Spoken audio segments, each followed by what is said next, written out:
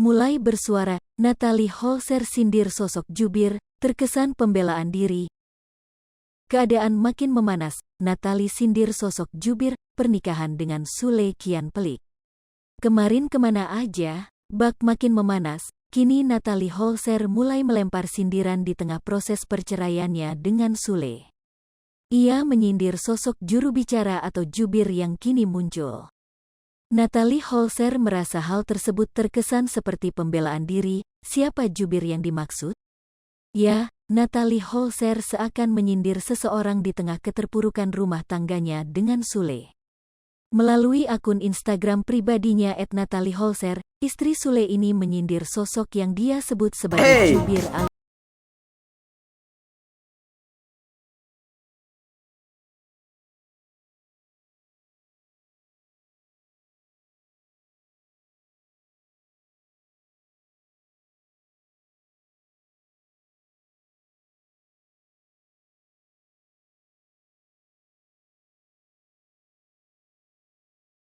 Meskipun demikian, tak diketahui secara pasti siapa sosok yang disinggung oleh Natalie Holzer dalam unggahannya itu.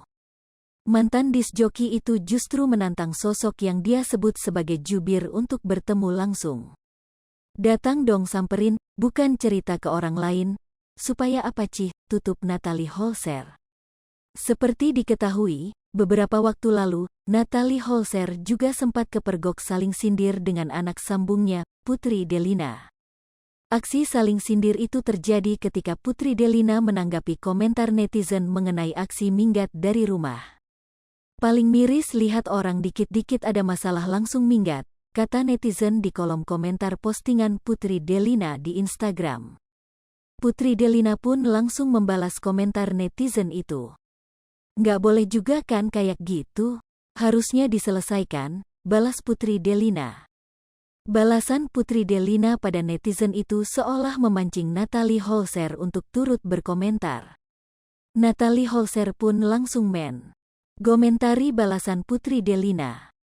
Ibu dari Atzam Adriansyah Sutisna itu menyinggung soal anak yang ikut campur urusan orang tua.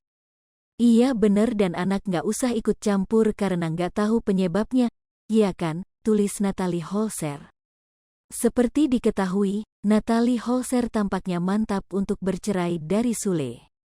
Bahkan, Natalie Holzer sudah melayangkan gugatan cerai terhadap Sule di Pengadilan Agama Cikarang, Kabupaten Bekasi.